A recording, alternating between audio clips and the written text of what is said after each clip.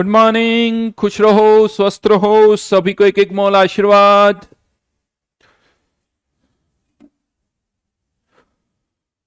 Very good morning.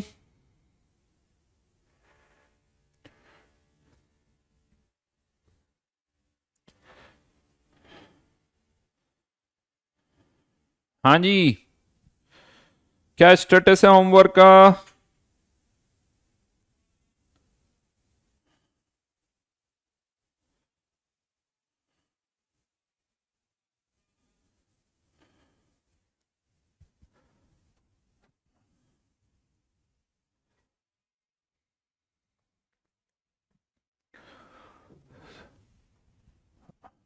तो discuss करें। JEE mains liquid solution 1 से लेके 20 तक।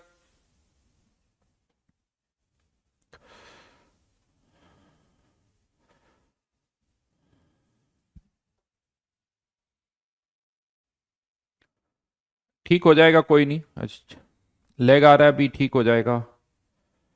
हर्ष कह रहा है 20 आउट ऑफ 20।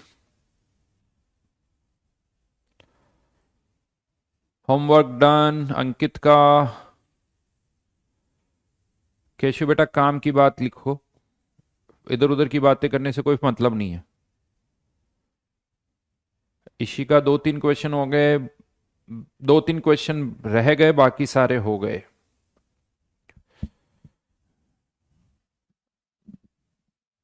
पीयूष 50% ही हुआ।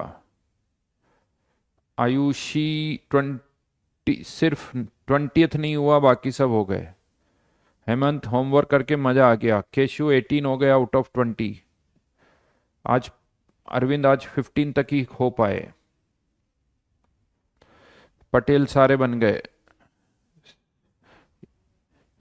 सिमरन 2, क्या भाई 2 में डाउट है? 2 हो गए, 2 नहीं हुए। योगेश कल गायब हो गया था तू क्या है?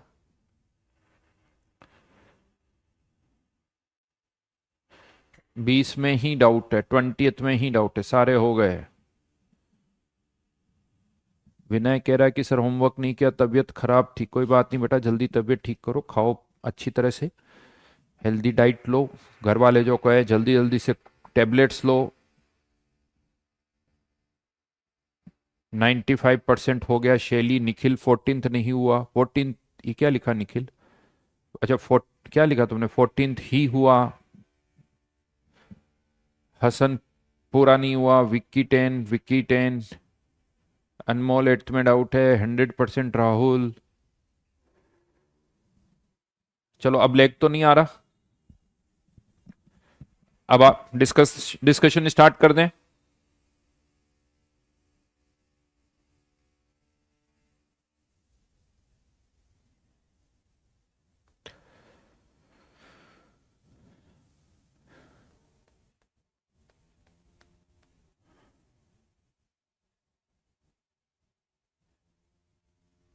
चलो डाउट्स बोलो, 1 to 10 में कोई doubt?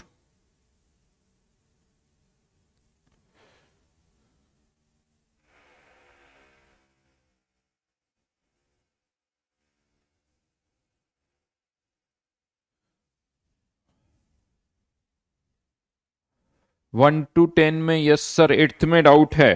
Question number 8।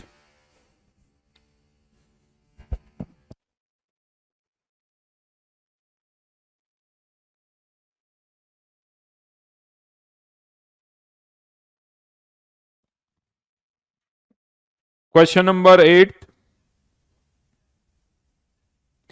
Question number 8 में vapour pressure at 100 degree Celsius, ये 760 होता है। ये क्वेश्चन में नहीं दे रखा, लेकिन ये इंफॉर्मेशन आपके पास है। 100 डिग्री सेल्सियस पर प्योर वाटर का वेपर प्रेशर 760, तो पी नॉट पता है। पी नॉट पता है।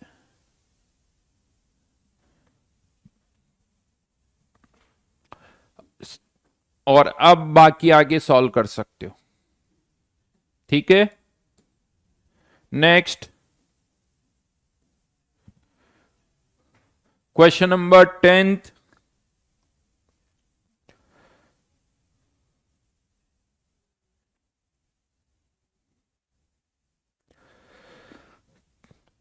यार क्वेश्चन नंबर 10th में दोनों आइसोटोनिक है, मतलब दोनों का ऑस्मोटिक प्रेशर सेम है, मतलब दोनों की कंसंट्रेशन सेम है, और दोनों की डेंसिटी भी सेम है, तो वॉल्यूम मास सब सेम है। इसका मतलब क्या हुआ कि जितने मोल्स पहले वाले सॉल्यूशन के हैं उतने ही मोल्स दूसरे वाले सॉल्यूशन के भी होंगे। 1.5%।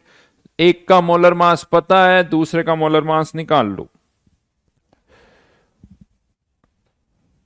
डेंसिटी बराबर है यानी, या कुछ भी बोल दो, कंसंट्रेशन बराबर है, मोलरिटी बराबर है, मोलरिटी बराबर मतलब मोल्स बराबर है। Next 14th।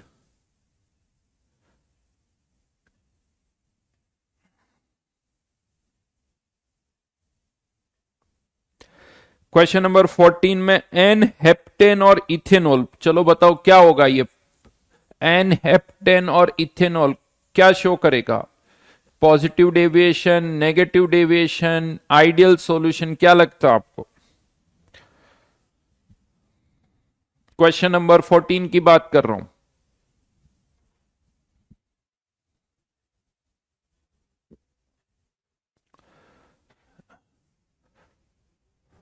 लिखते जाओ, जल्दी से आंसर लिखते जाओ, मैं सबके नाम देख रहा हूं। स्वयं, पीयूष, सतीश, आर्या, गुलशन। गुलशन ने तो कुछ और लिखा है। अश्वजीत, जय, आर्या, गुलशन, ये तो वापस रिपीट मत करो बेटा। पीयूष कह रहा है नेगेटिव डेविएशन, शियोस्त का तो कहना आइडियल। नितेश जो अभी पूछा जा रहा है बस उस पर बात करो, बाकी चीजें नहीं। बिल्कुल ये पॉजिटिव डेविएशन शो करेगा। N heptane, ethanol. Negative deviation के लिए मैंने क्या कहा था, कुछ ना कुछ अट्रैक्शन होना चाहिए, तो ये नेगेटिव डेविएशन शो नहीं करेगा। आइडियल के लिए सिमिलर टाइप्स के होने चाहिए, ये अलग अलग है, तो ये पॉजिटिव डेविएशन शो करेंगे। और पॉजिटिव डेविएशन के लिए अगर हम बात करें, आगरा गलत हो गया, बॉम्बे गलत हो गया, दिल्ली बचा हुआ है। नेक्स्ट नेक्स्ट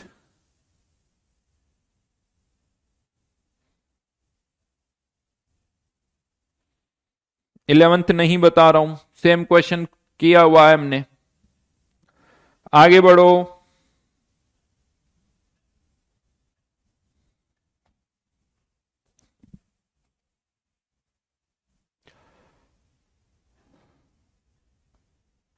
हाँ, अनमोल कह सकते हो कि एक पोलर है थोड़ा बहुत, एक नॉन पोलर है। पोलर नॉन पोलर में कोई अट्रैक्शन नहीं होता है, पॉजिटिव डेविएशन ही शो करेंगे।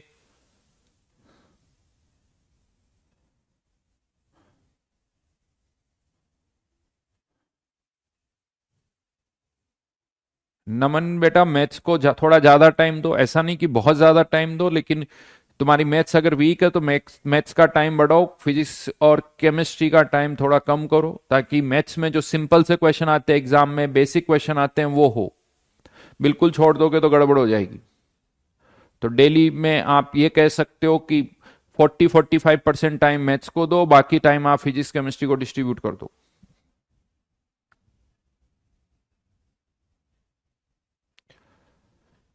और बोलिए क्वेश्चन नंबर 17। नहीं बता रहा हूं। गुलशन आसान है यार, क्या प्रॉब्लम है? ये कितने पार्ट्स में टूटेगा, एक्स और वाई? तो एन की वैल्यू क्या होगी, एक्स प्लस वाई। एन की वैल्यू क्या हो गई, एक्स प्लस वाई। अब अरेंज कर लो, अल्फा आ जाएगा।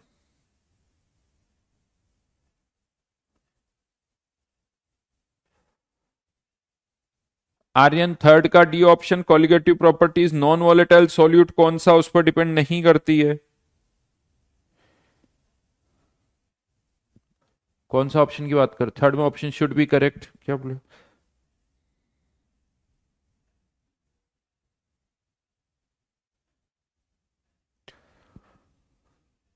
Question number 3 option D should be correct, क्या? क्यों?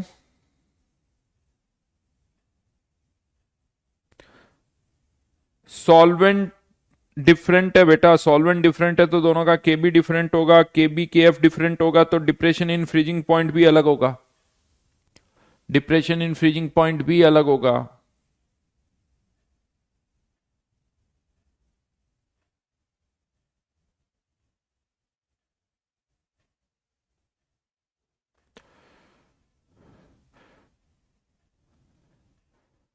राजदीप बेटा जितनी भी क्लासेस है वो तो करनी है, क्लासेस छोड़ दोगे तो फिर क्या समझ में आएगा। चलिए अब आगे बढ़ते हैं। थर्ड का डी फॉल्स है क्योंकि elevation in boiling point, depression in freezing point अलग अलग सॉल्वेंट के लिए अलग होगा। हाँ बट किसी एक सॉल्वेंट में आप सॉल्यूट कौन सा डाल रहे हो उससे फर्क नहीं पड़ता, बस इससे मतलब होता है कि उस सॉल्यूट के कितने मोल्स डाल रहे हो।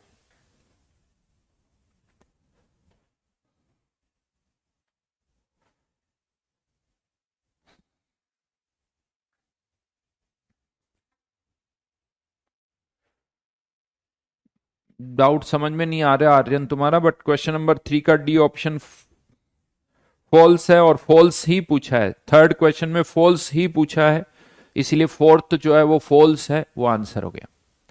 ठीक है।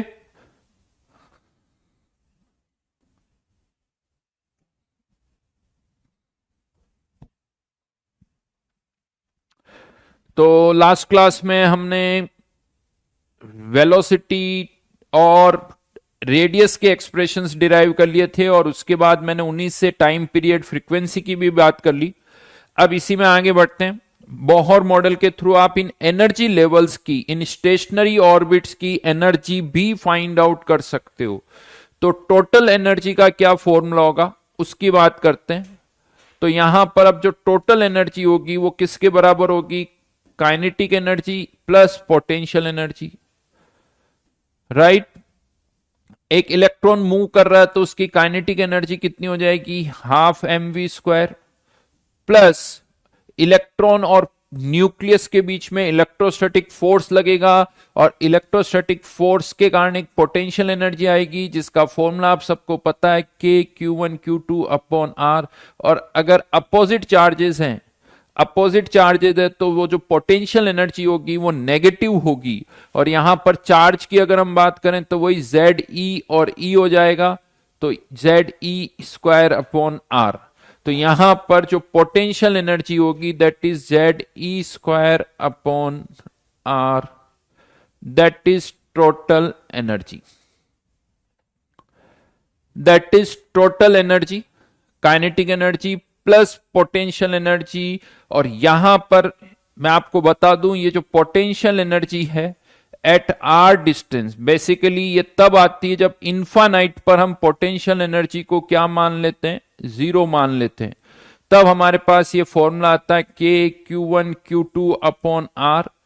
इवन ये डिपेंड करेगा पॉजिटिव है या नेगेटिव कि वो अपोजिट चार्जेज है या सिमिलर चार्जेज है। अपोजिट चार्जेज है तो ये नेगेटिव होगी, सिमिलर चार्जेज है तो ये प्लस होगी। ये ध्यान रखना, अगर इनफाइनाइट पर पोटेंशियल एनर्जी को आप जीरो नहीं मानते हो तो किसी आर डिस्टेंस पर जो पोटेंशियल एनर्जी होगी वो इस तरह से आएगी, इनफाइनाइट पर potential energy plus k q one q two upon R. समझ में आ गई है मेरी बात, फिजिक्स में आप अच्छी तरह से डिस्कस करते हो। पोटेंशियल एनर्जी होती क्या बेसिकली कि इनफाइनाइट से किसी चार्ज पार्टिकल को आर डिस्टेंस तक लाने में जो वर्क डन होता है that is change in potential energy, that is change in potential energy. तो ये बेसिकली क्या है, k q one q two upon R, that is change in या वर्क डन होता है, और जो वर्क डन होता है उसी को हम बोल देते चेंज इन पोटेंशियल एनर्जी। ये तो यहां पर अब वापस से जैसे लास्ट क्लास में हमने एक फॉर्मूला लिखा था, याद आप सबको, सेंट्रीपिटल फोर्स जो होता है M we square upon R equal to K Z E square upon R square. तो यहां से एम वी स्क्वायर की वैल्यू पुट कर सकते हैं और एम वी स्क्वायर की वैल्यू हो जाएगी K Z E square upon R minus K Z E square upon R. तो ये आ जाता है माइनस हाफ ऑफ के Z E square upon are.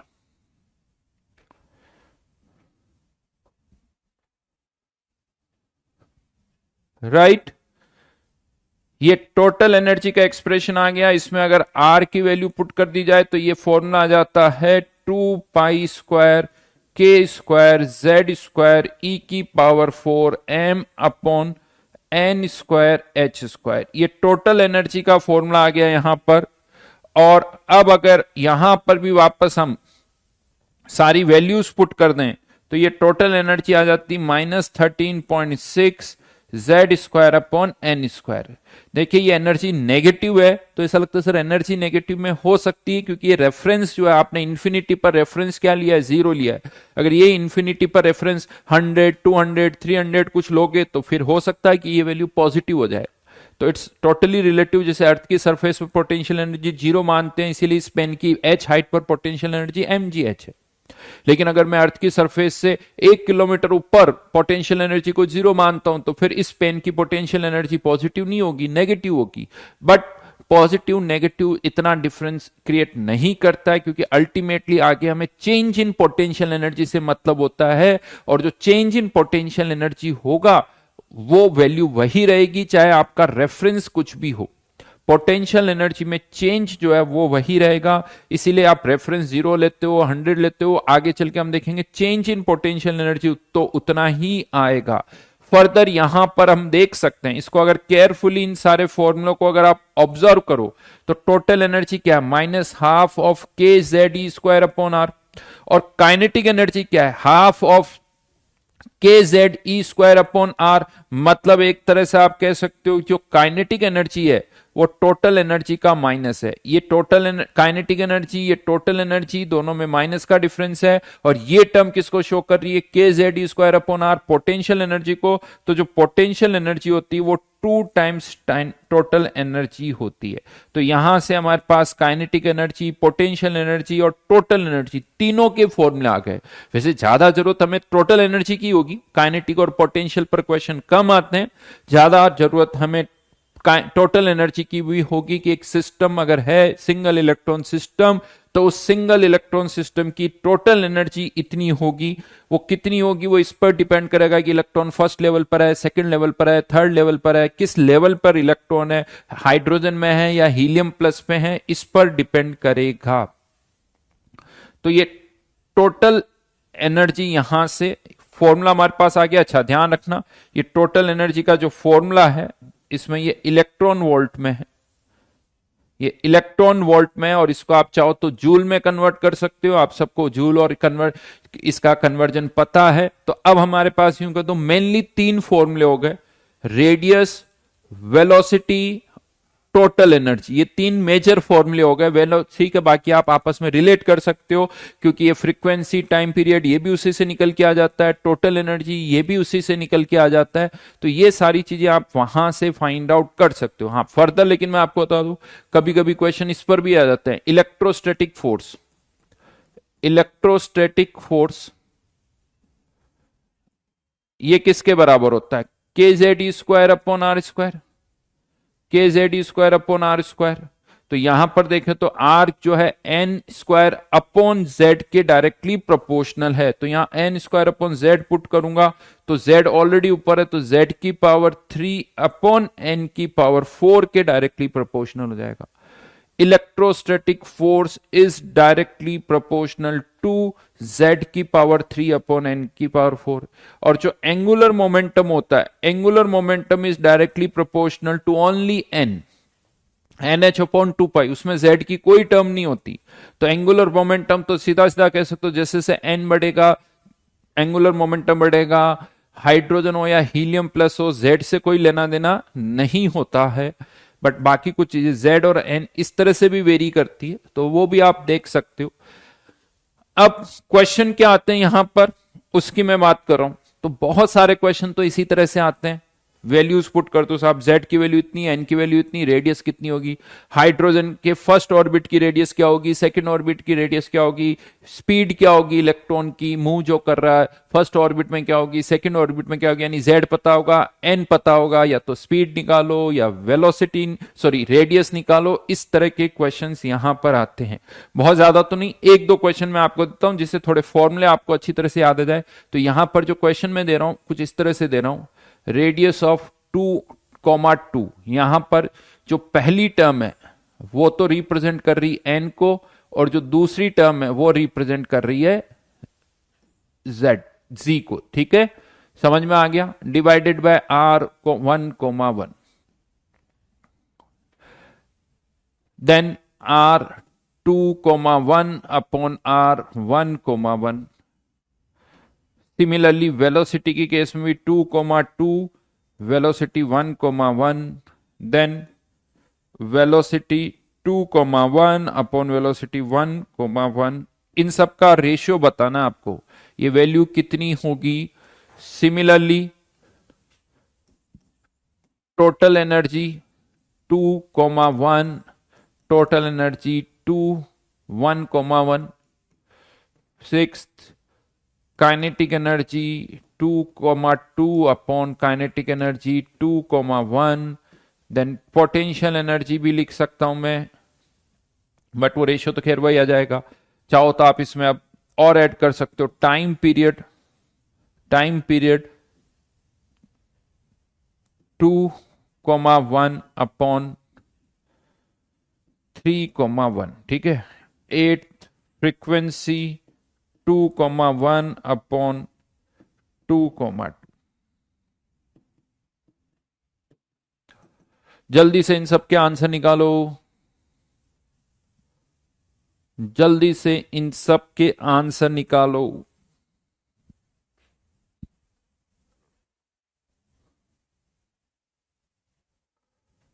First का 2, सेकंड का 4, बहुत बढ़िया।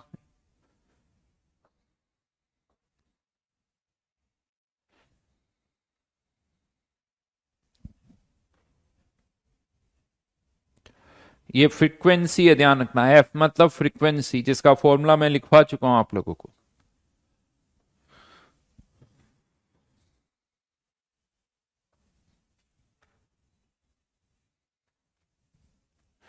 बिल्कुल सही कह रहे हो। इसका आंसर, क्योंकि एन स्क्वायर बाई जेड होता है, तो इसका answer R is directly proportional to n square by Z. तो इसका आंसर मैं यहां लिख रहा हूं 2 आएगा, और इसका आंसर 4 आएगा। इसका आंसर 4 आएगा। थर्ड का आंसर, क्योंकि वेलोसिटी जो होती है z अपॉन एन के प्रोपोर्शनल होती है, तो ये वेलोसिटी यहां पर 1 हो जाएगी, और यहां पर वेलोसिटी जो है रेशियो 1/2, 1/1, तो ये 1/2 आ जाएगा।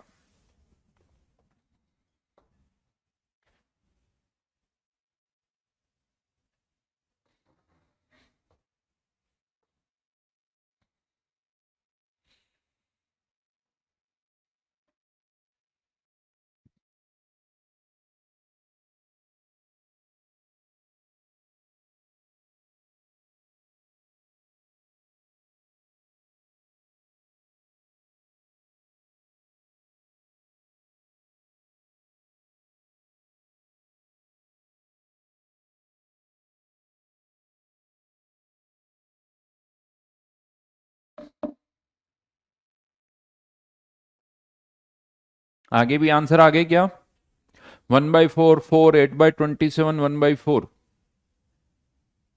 1/4, 4, 8/27 और 1/4, यही आ रहे हैं। क्या मैच कर रहे हैं भाई लोगों? ये लग तो रहा है, क्योंकि total energy Z square upon n square, Z square upon n square, ध्यान रखना। तो एन ये है, ये जेड है, तो एन की वैल्यू तो ये 1/4 अपॉन 1/1 ही आएगा। बिल्कुल सही। यहां पर भी फॉर्मूला तो वही रहेगा, Z square upon n square, तो ये कैंसिल आउट हो जाएगा। और यहां पर एन नीचे है, तो यानी 2 square upon 2 square, 1 square upon 2 square. समझ में आ गई होगी बात? Because Z square upon n square, ये वैल्यूज ऐसे पुट करनी है आपको। Then time period, this is time period. यहां से अगर देखो तो time period n cube upon Z square के डायरेक्टली प्रोपोर्शनल है। एन क्यूब 1/z², 4, नहीं उल्टा कर दिया, एन क्यूब 8 ये एन है, n cube upon z², 1, n cube 27/1।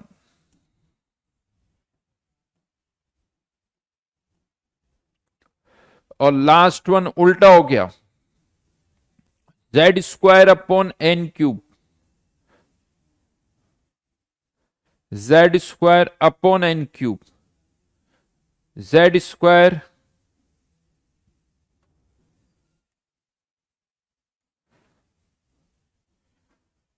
z² which is 4/8।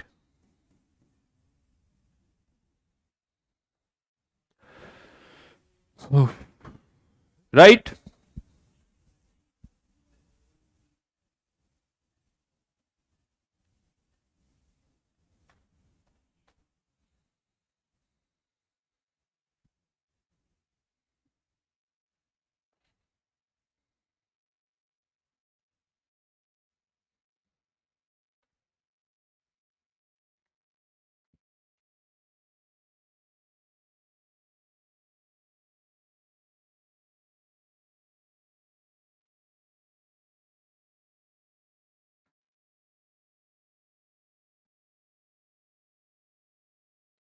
Then आगे बढ़ते हैं।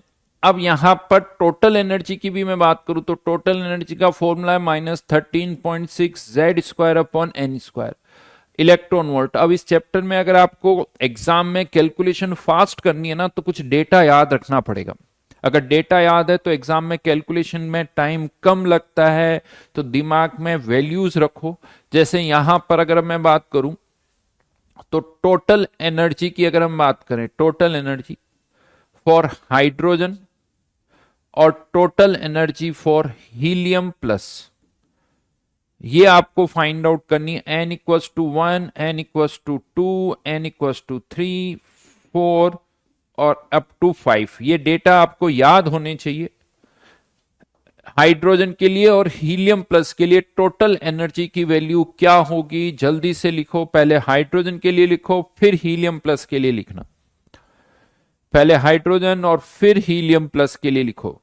बिल्कुल समीर, अगर ये मॉडर्न फिजिक्स में पढ़ा तो अच्छी बात है, रिवीजन हो रहा है, क्वेश्चन भी करो ताकि 100% इंश्योर हो जाए कि यार मार्क्स तो आने ही हैं इसमें।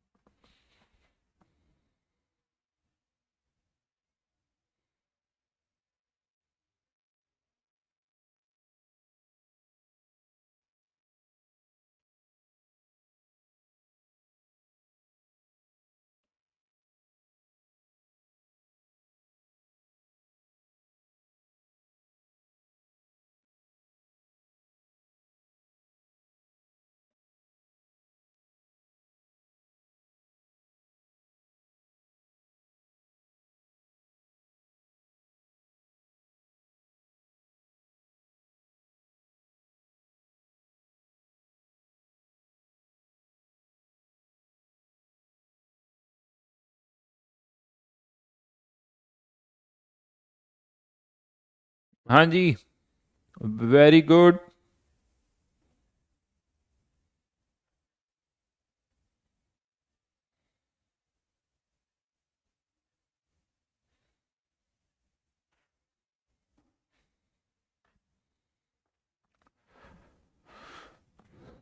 तो यहां पर मैं डेटा लिख दूं, सही सही है आप लोगों के आंसर। -13.6, -3.4, -1.51, -0.8585 और -0.54।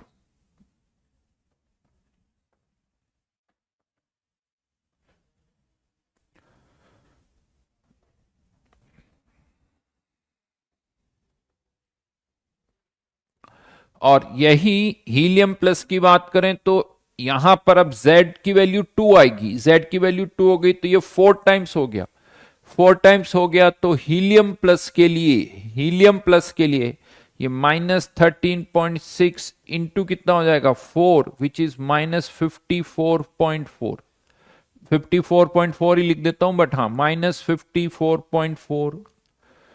लेकिन इसी के सेकंड ऑर्बिट की रेडियस जो होगी, क्योंकि ये भी जेड स्क्वायर यानी 2 स्क्वायर, ये भी 2 स्क्वायर, तो अब ये वैल्यू किसके बराबर होगी, -13.6, -13.6।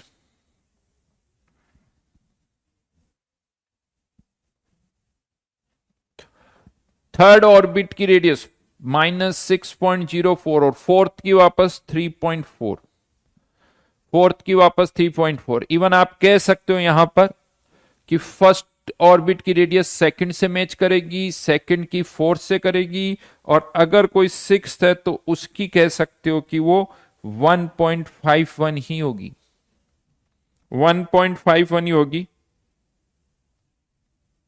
ये वैल्यू -2.176 के आसपास आती है।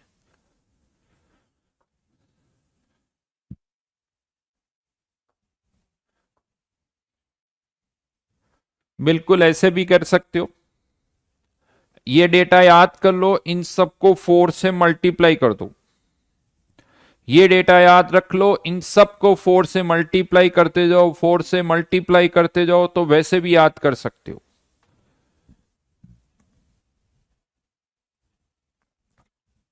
और ये ध्यान रखना, अगर Z जिस फैक्टर से बढ़ गया उसी फैक्टर से अगर N भी बढ़ रहा है तो एनर्जी में कोई चेंज नहीं होगा।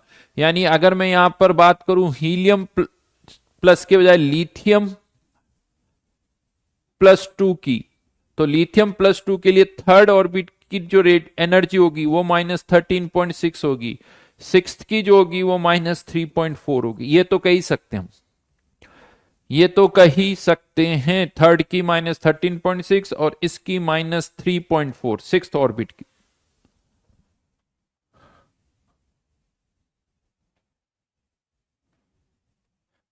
समझ में आई मेरी बात? अब इवन थोड़े डिफरेंसेस भी देखो यहां पर, ये वैल्यूज नोटिस करो, डिफरेंसेस क्या है वो भी दिमाग में रहने चाहिए। जैसे यहां पर हाइड्रोजन की बात करूं, मैं डिफरेंसेस दिख रहा हूं, इन दोनों का डिफरेंस कितना है 10.2, फर्स्ट और सेकंड का डिफरेंस 10.2 है, और सेकंड और थर्ड का डिफरेंस अगर आप निकालोगे तो वो बहुत कम हो गया 1.89। उसके बाद अगर हम और डिफरेंस निकालें तो 0.66 जो कि और कम हो गया। तो फर्स्ट और सेकंड एनर्जी लेवल का जो डिफरेंस होता है वो बहुत ज्यादा होता है, सेकंड और थर्ड का उससे बहुत कम हो जाता है, मतलब रफली कुछ 10-15% रह गया, तो अच्छा खासा कम हो जाता है। तो फर्स्ट और सेकंड ऑर्बिट की, जैसे आप फर्स्ट से सेकंड लेवल पर जाते हो एनर्जी का डिफरेंस बहुत ज्यादा हो जाता है, सेकंड और थर्ड का उससे कम होगा। इसको मैं ऐसे शो करता हूं, एनर्जी बढ़ रही है, देखो ये क्लियर है, 1 से 2 पर एनर्जी बढ़ रही है, ये मत कहना कम हो रही, कम नहीं हो रही, नेगेटिव साइन है, इसीलिए एनर्जी बढ़ रही है। सबसे कम एनर्जी को किस लेवल की होती है, फर्स्ट लेवल की, फिर सेकंड। लेकिन अगर आप इसको देखो तो फर्स्ट से सेकंड में क्योंकि डिवाइड बाय 3 हो जाता, तो इंफिनिटी पर देखो 0 है, ये क्लियर है, इंफिनिटी पर एनर्जी 0, और 1 पर एनर्जी सबसे कम होती है, ग्राउंड लेवल जिसे हम बोलते हैं सबसे कम। अब जैसे ही आप 1 से 2 पर जाते हो 75% जो एनर्जी बढ़नी होती है वो बढ़ जाएगी।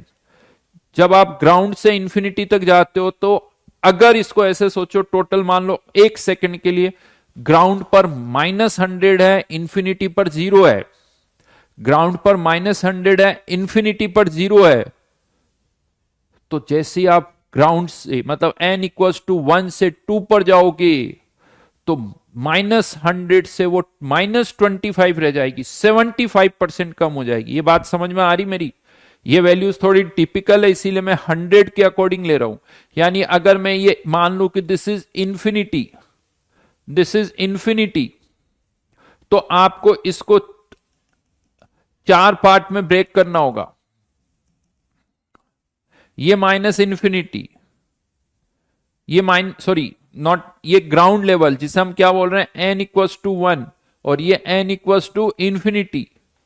यहां एनर्जी 0, यहां एनर्जी -100। सेकंड लेवल की एनर्जी पता कहां होगी, कहां होगी, ये होगी। This is the energy of second level.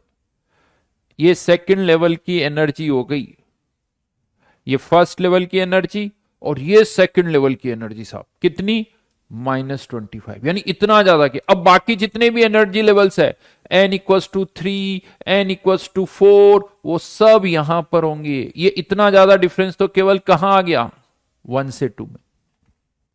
और डिफरेंस, ये लाइनें यूं कह दो कि और पास होती जाएगी, ये फिर और पास, इसमें गैप ज्यादा है, फिर और पास, फिर और पास, धीरे धीरे जैसे जैसे आप दूर जाओगे एनर्जी लेवल के एनर्जी का जो डिफरेंस है वो बहुत कम होता जाएगा। फॉर्मूले से है बेटा, ऐसा क्यों, इसका फॉर्मूले है, फॉर्मूले से जो आंसर आ रहा है बस उसकी बात कर रहे हैं हम। तो ये दिमाग में फिट होना चाहिए, आपके दिमाग में। अगर कोई कहता है कि यार हाइड्रोजन में टोटल एनर्जी 13.6 है, 10.2 एनर्जी रिलीज हो रही, तो समझ जाओ ये 2 से 1 का ही जंप हो सकता है। ये नहीं कि सर कौन सा होगा क्या पता, क्योंकि दिमाग में वैल्यूज ही नहीं होती। तो थोड़ा सा तो आइडिया लगना चाहिए ना कि यार क्या हो सकता है। जैसे आज मैं आपसे कहूंगा यार कोई मेटल खरीदना, कोई एक जैसे होता ना कि एक मेटल किसी ने खरीदा और मेटल जो है ना बहुत कॉस्टली था यार, बहुत ज्यादा कॉस्टली था। क्या था तो यार 1 किलो के ही कुछ 50-60 लाख 70 लाख रुपए लग गए, ऐसा कोई बोल दे। अब 1 किलोग्राम किसी मेटल की कॉस्ट 70 के आसपास आ रही है और आपसे पूछे बताओ क्या होगा, तो आप आयरन तो नहीं बोलोगे ना, कॉपर भी नहीं बोलोगे, आपको ही पता है। तो गोल्ड हो सकता है, प्लेटिनम हो सकता है, इस तरह के कुछ मेटल्स हो सकते हैं। तो वो एक आइडिया तो होना चाहिए। यहां पर भी वही चीज आपको समझ में आनी चाहिए।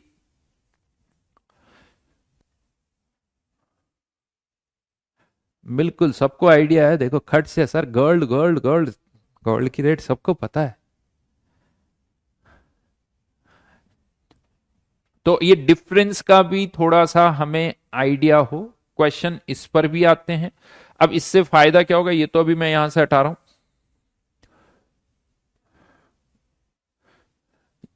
अब क्वेश्चन इस तरह से भी आ जाते हैं, फोटोन की एनर्जी अगर मैं आपसे पूछूं, वो वाली बात है कि इलेक्ट्रॉन जो है जंप कर रहा है 1 से 2 या 2 से 1, तो जंप अगर हो रहा है n इक्वल्स टू 2, यानी 2 से 1 का जंप हो रहा है, 2 से 1 का, तो एनर्जी ऑफ फोटोन कितनी होगी वो आपको बताना है। अगर 3 से 1 का जंप हो रहा है तो एनर्जी ऑफ फोटोन कितनी होगी, ये सब हाइड्रोजन के लिए, फॉर हाइड्रोजन एटम। 3 से 1 का जंप हो रहा है तो एनर्जी ऑफ फोटोन कितनी होगी, 3 से 2 का जंप हो रहा है तो एनर्जी ऑफ फोटोन कितनी होगी, बताओ जल्दी से।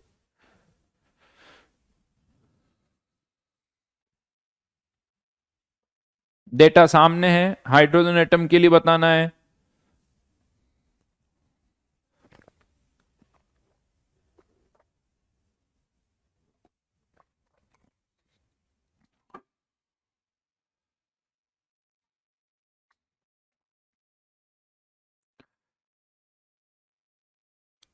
अरे भाई क्या हो गया, 3 से 1 का डिफरेंस अभी तक नहीं निकला, 12.9 या 12.09।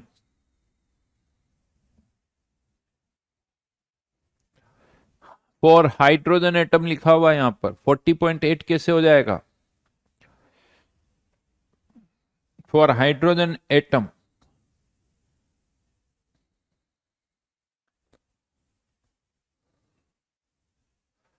10.2 आ जाएगा। आप वहां से देखो 2 से 1 जंप कर रहा है, 3 से 1 का डिफरेंस निकालोगे 12.09 आएगा। और यहां पर ये डिफरेंस तो ऑलरेडी निकाला हुआ है 3 से 2 का 1.89। एनर्जी इन्फिनिटी बोला ही नहीं केशु मैंने, इन्फानाइट पर एनर्जी बोला, इन्फिनिट एनर्जी इन्फिनिटी कभी नहीं बोला वर्ड। एनर्जी इन्फानाइट हो ही नहीं सकती। एनर्जी इन्फानाइट पर एनर्जी हम जीरो मानते हैं, इन्फानाइट पर पोटेंशियल एनर्जी को जीरो माना जाता है। और अब फोटोन की एनर्जी पता चल गई, आप चाहो तो वेवलेंथ निकाल सकते हो, वेवलेंथ निकाल सकते हो, लेकिन ध्यान रखना ये सारी एनर्जी किस में है, इलेक्ट्रॉन वोल्ट में। तो अब आप इसको 1240 nanometer electron volt, nanometer electron volt upon lambda. तो आप चाहो तो वेवलेंथ निकाल सकते हो, नैनोमीटर में वेवलेंथ आ जाएगी, यही फॉर्मूला यहां पर भी लगा दो, यही फॉर्मूला यहां पर भी लगा सकते हो। तो नैनोमीटर में वेवलेंथ आ जाएगी, तो कभी क्वेश्चन आ जाता है बताओ फोटोन की एनर्जी कितनी होगी, कभी क्वेश्चन आएगा फोटोन की वेवलेंथ कितनी होगी। बहुत आसान क्वेश्चन होते हैं, सीरियसली मैं बता रहा हूं। अगेन अगर आप पूछोगे वन ऑफ दी, मतलब ये पर्टिकुलर बोहर मॉडल की मैं बात करूं तो आसान चैप्टर है, ज्यादा वेरिएशन नहीं होते क्वेश्चन में, इजीली कर सकते हो आप। बस कैलकुलेशन अच्छी होनी चाहिए आपकी, यूनिट्स में कोई कंफ्यूजन नहीं होना चाहिए। ये दो चीजें आपको ध्यान रखनी, कैलकुलेशन और यूनिट्स में कोई कंफ्यूजन ना हो, ठीक है, इजीली किए जा सकते हैं। और कौन सा फॉर्मूला लगाऊंगा बेटा, फॉर्मूला टोटल एनर्जी का ही लग रहा है, ये डेटा टोटल एनर्जी का है, तो काहे को कंफ्यूजन है, नहीं आ रहा क्या आंसर। फर्स्ट और सेकंड की एनर्जी का डिफरेंस 10.2, सेकंड और थर्ड की एनर्जी का डिफरेंस ये आ गया यहां से 1.89, फर्स्ट और थर्ड की एनर्जी का डिफरेंस 12.09। इंटेंसिटी कितनी होगी, यहां इंटेंसिटी की अभी कोई बात नहीं हो रही बेटा, यहां कोई इंटेंसिटी टर्म डिफाइन नहीं होती। तो यहां से आप वेवलेंथ भी निकाल सकते हो। ये क्या है, क्वेश्चन ऐसे आएंगे, इलेक्ट्रॉन 2 से 1 जंप कर रहा है हाइड्रोजन एटम में, फाइंड दी वेवलेंथ। 3 से 1 जंप कर रहा है, find the wavelength of photon emitted. मैंने लैंग्वेज नहीं लिखी है, क्वेश्चन समझ लेना। ये क्या कर रहे हो आप, जो फोटोन एमिट हो रहे हैं या एब्जॉर्ब हो रहे हैं उनकी क्या निकाल रहे हो आप, वेवलेंथ निकाल रहे हो, उनकी एनर्जी निकाल रहे हो। या वेवलेंथ भी निकाल सकते हो, एनर्जी भी निकाल सकते हो। और 3 से 1 में आएगा तो इतनी एनर्जी वाला फोटोन एमिट करेगा, और 1 से 3 में जाएगा तो इतनी एनर्जी वाला फोटोन एब्जॉर्ब करेगा। समझ गए मेरी बात को, समझ गए। लेकिन चलो एक क्वेश्चन ऐसे ही दे देता हूं, find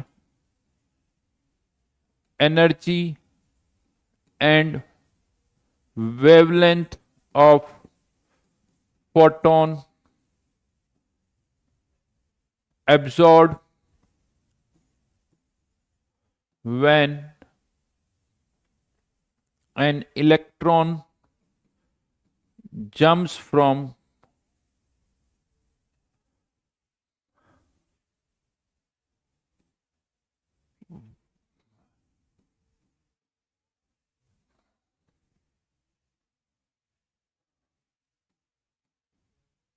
two to fourth level in helium plus ion।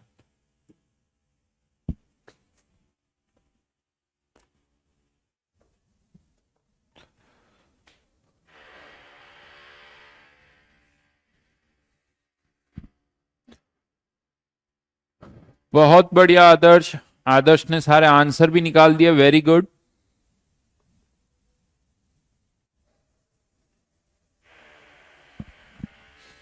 करो जल्दी से करो।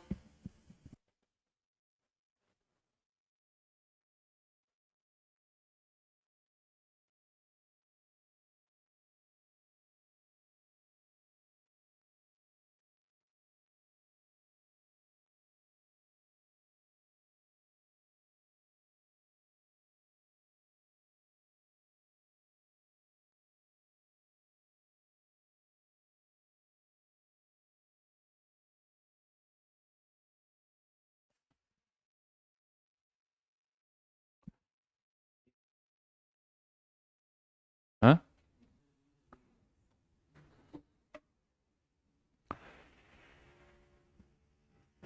2 से 4 का जंप, सेकंड लेवल की एनर्जी, फोर्थ लेवल की एनर्जी, यहां से देखो ये सेकंड लेवल की एनर्जी, ये फोर्थ लेवल की एनर्जी, दोनों का डिफरेंस निकालोगे कितना आ जाएगा, 10.2।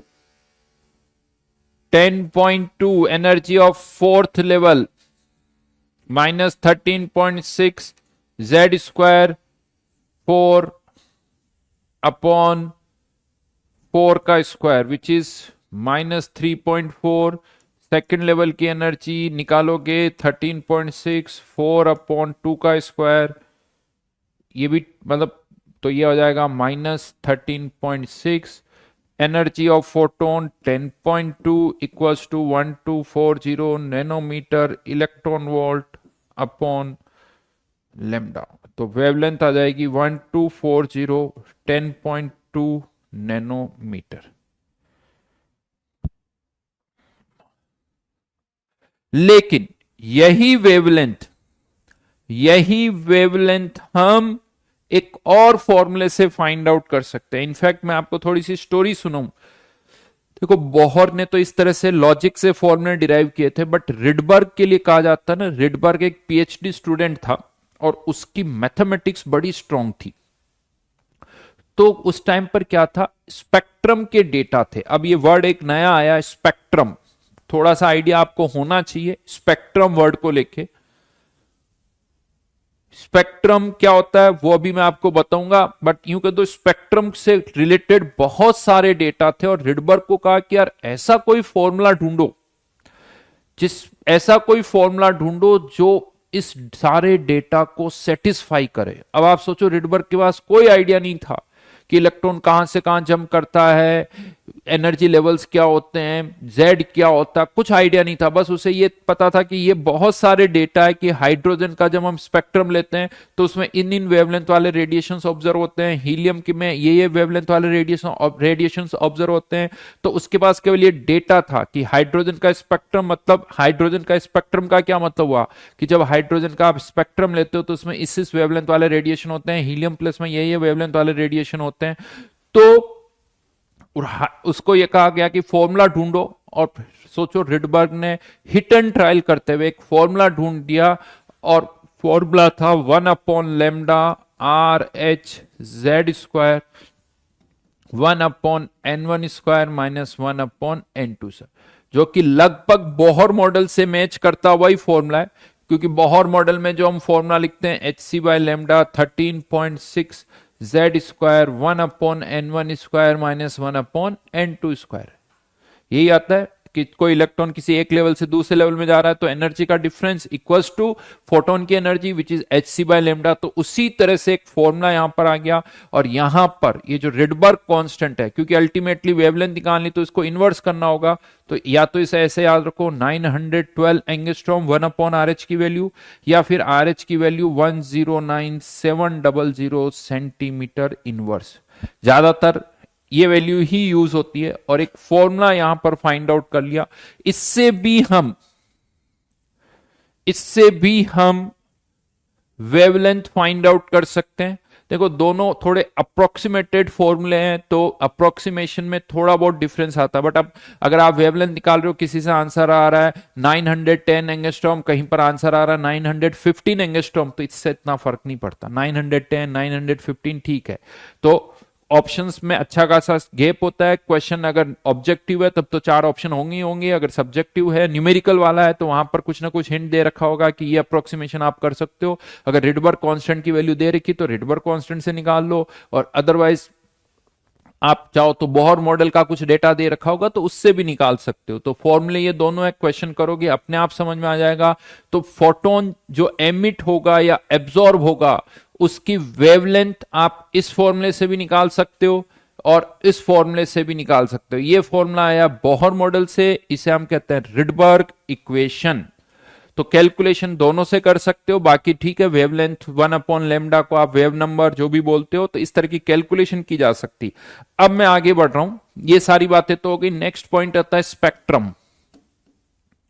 स्पेक्ट्रम की अभी हम बात करेंगे, बट थोड़ा सा पहले ये स्पेक्ट्रम वर्ड को भी समझ ले, क्योंकि अब मेरे वर्ड्स में बहुत जगह ये यूज होगा। तो इसका क्या मतलब होता है, क्या होता है, जो भी बल्ब होते हैं, ट्यूबलाइट होती है, या जो सन है, ये लाइट एमिट करता है, और जो ये लाइट एमिट करते हैं इनमें बहुत सारे वेवलेंथ वाले रेडिएशंस होते हैं, बहुत सारे वेवलेंथ वाले रेडिएशंस होते हैं। इवन हमने अलग अलग वेवलेंथ के अकॉर्डिंग रेडिएशंस को कैटेगराइज भी किया है, जैसे आपको पता है UV X, UV radiations, gamma radiations, X rays, क्योंकि और इन सब में आपको पता है जो गामा रेडिएशंस होते हैं उनकी फ्रीक्वेंसी बहुत ज्यादा होती है, जिनकी फ्रीक्वेंसी ज्यादा होगी उनकी वेवलेंथ कम होगी। फिर एक्स रेज की फ्रीक्वेंसी गामा रेज से थोड़ी कम होती है। फिर गामा रेज से कम की बात करें तो यूवी, यूवी से कम आती विजिबल, यूवी से कम की अगर हम बात करें, अल्ट्रावायलेट से कम तो विजिबल। तो यहां पर अगर हम एक वर्ड और यूज करते हैं इलेक्ट्रोमैग्नेटिक स्पेक्ट्रम, इलेक्ट्रोमैग्नेटिक स्पेक्ट्रम को gamma rays, X rays, UV rays, फिर छोटा सा विजिबल, फिर उसके बाद इंफ्रारेड, फिर उसके बाद इंफ्रारेड के बाद अगर मैं बात करूं तो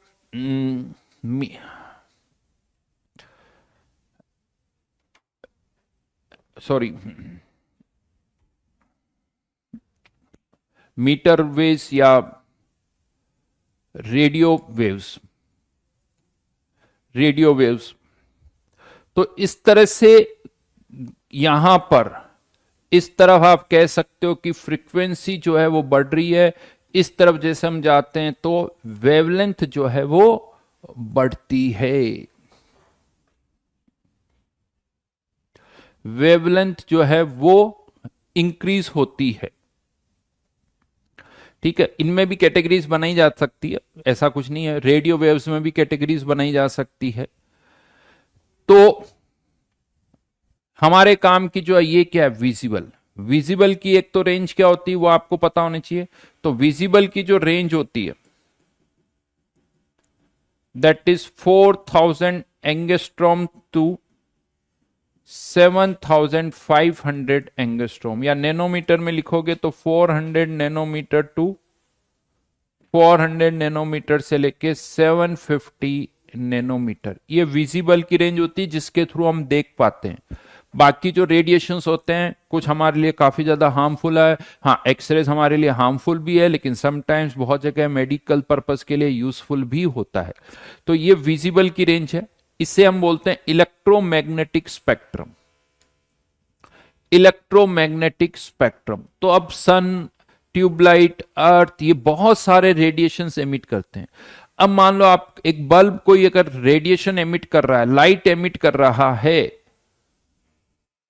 तो वो जो लाइट है उसमें कौन कौन सी वेवलेंथ वाले रेडिएशंस है, कौन कौन सी वेवलेंथ वाले रेडिएशंस हैं, वो अगर हमें फाइंड आउट करना है तो हम क्या करते हैं, जो लाइट होती है उसको एक प्रिज्म के थ्रू पास किया जाता है, लाइट जो होती है उसको एक प्रिज्म के थ्रू पास किया जाता है। एक सेकंड रुको यहां पर।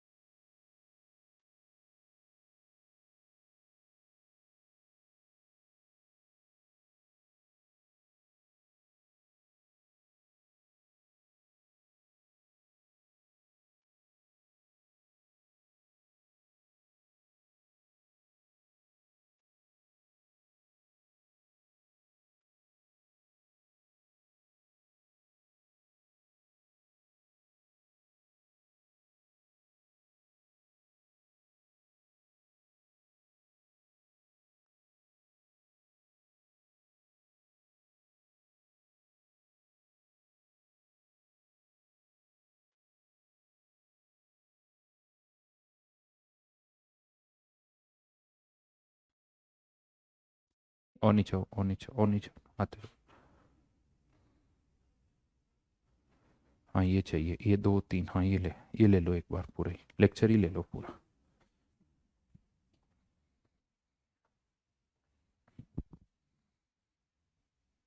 गुलशन कह रहा है 11th के नोट्स में इमेजेस का यूज किया था, वही ले रहा हूँ बेटा।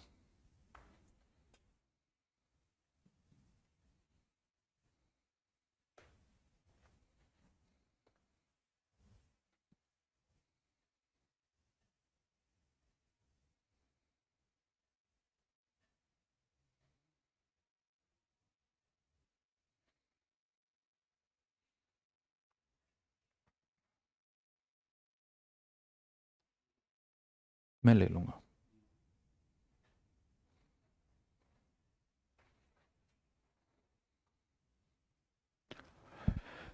तो यहां पर ये स्पेक्ट्रम है, यहां क्या हो रहा है कि एक विजिबल लाइट आ रही, नॉर्मली हम कहते हैं जो विजिबल लाइट होती है ना उसमें रेनबो वाले सारे रेडिएशंस होते हैं, रेनबो वाले रेड ऑरेंज ग्रीन वायलेट सारे होते हैं। लेकिन जब ये किसी प्रिज्म के थ्रू पास करते हैं तो प्रिज्म क्या करता है, प्रिज्म क्या करता है, इस रेडिएशन को, इन विजिबल रेडिएशन को डिपेंडिंग अपॉन द वेवलेंथ अलग अलग एंगल से इसे रिफ्रेक्ट कर देता है।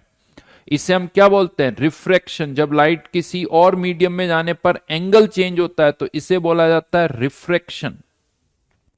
रिफ्रैक्शन, और जो एंगल ऑफ रिफ्रैक्शन होता है, angle of refraction is inversely proportional to wavelength. जिसकी वेवलेंथ ज्यादा होगी उसका एंगल ऑफ रिफ्रैक्शन कम होगा।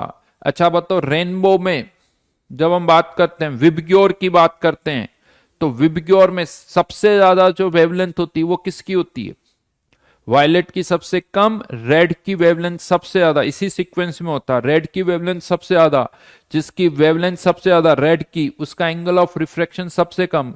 रेड सबसे कम डेविएट हुआ, वायलेट सबसे ज्यादा डेविएट हुआ, राइट। अब जब आप इसको देखोगे तो यहां से तो हमें दिख रही एक प्लेन व्हाइट लाइट आ रही है, लेकिन इस व्हाइट लाइट में आप कह सकते हो red orange yellow green purple, इन सभी तरह के कलर के रेडिएशंस हैं इसके अंदर, सभी कलर के रेडिएशंस यहां पर है। इसे हम कंटिन्यूअस स्पेक्ट्रम भी बोलते हैं, इसे कंटिन्यूअस स्पेक्ट्रम भी बोला जाता है। This is continuous spectrum. उसी चीज को इस तरह से अब हम देख रहे हैं कि ये लाइट जो है किसी प्रिज्म के थ्रू पास हो रही, तो यहां पर आप नोटिस कर सकते हो पर्टिकुलरली इस जगह पर हम देख सकते हैं कि रेड कलर है तो इस तरफ वायलेट कलर है। This is continuous spectrum. समझ में आ गई मेरी बात। लेकिन अब यहां पर जो स्पेक्ट्रम होता है, थोड़ा सा मैं हल्का सा क्लासिफिकेशन कर दूं ताकि आगे मैं जब ये वर्ड्स बोलूं तो आपको कोई कंफ्यूजन ना हो। एक होता है एमिशन स्पेक्ट्रम और एक होता है एब्जॉर्प्शन स्पेक्ट्रम। एमिशन स्पेक्ट्रम और एब्जॉर्प्शन स्पेक्ट्रम। एमिशन स्पेक्ट्रम क्या होता है, जब कोई बल्ब या कोई भी गैस लाइट एमिट कर रही है, ये लाइट एमिट कर रही है, और इस एमिटेड लाइट को जब आप प्रिज्म के थ्रू पास करते हो तो हमें जो स्पेक्ट्रम मिलता है, ये भी एमिशन स्पेक्ट्रम है, ये भी एमिशन स्पेक्ट्रम, ये दोनों ही एमिशन स्पेक्ट्रम के ही एग्जांपल्स हैं।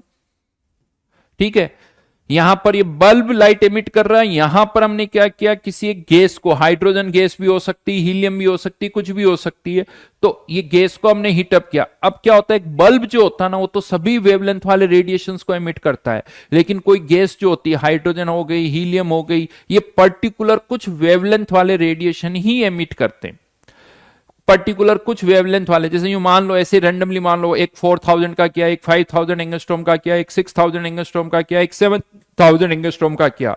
तो अब यहां पर केवल मान लो 4 ही वेवलेंथ या 4-5 वेवलेंथ वाले ही रेडिएशन है, उसको जब आप प्रिज्म से पास करोगे तो एक लाइन यहां पर आप देख रहे हो, एक लाइन यहां पर, ये अलग अलग कलर की होगी, ये ध्यान रखना, ये अलग अलग कलर की होगी। यहां पर हमें कुछ लाइंस दिखाई दे रही है, यहां पर कुछ लाइंस दिखाई दे रही है। तो जितने टाइप के रेडिएशंस होंगे, जितने अलग अलग वेवलेंथ वाले रेडिएशंस होंगे, उतनी ही लाइंस आपको यहां पर दिखेगी। मान लो 1 2 3 4 5 केवल 5 लाइंस दिख रही है तो कह सकते हो कि ये जो गैस है केवल 5 डिफरेंट वेवलेंथ वाले रेडिएशन ही एमिट कर रही है।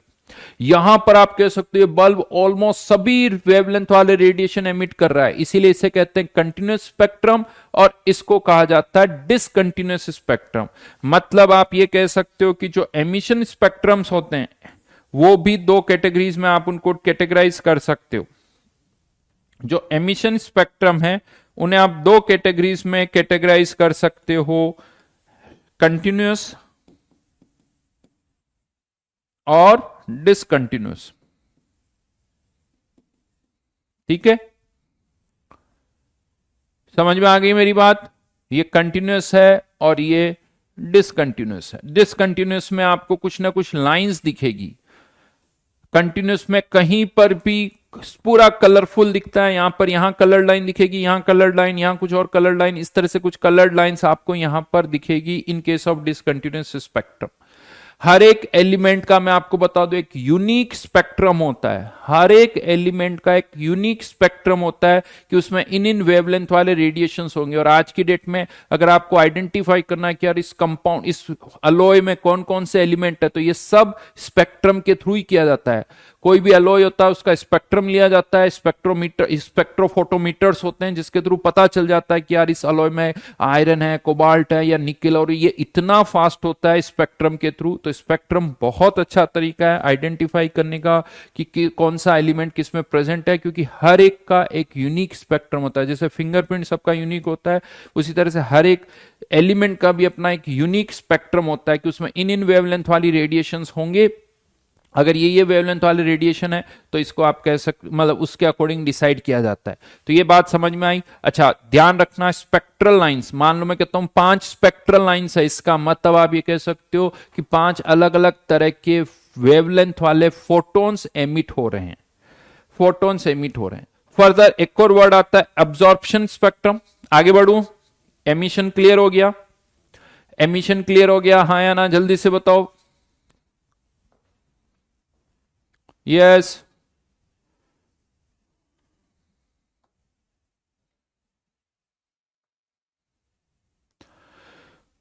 बोलो बोलो जल्दी यार, आगे बढ़ूं या नहीं बढ़ूं?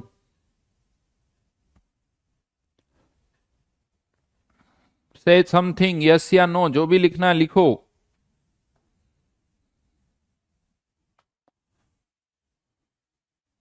अभी बहुत कम यस आए, अभी आगे नहीं बढ़ने वाला।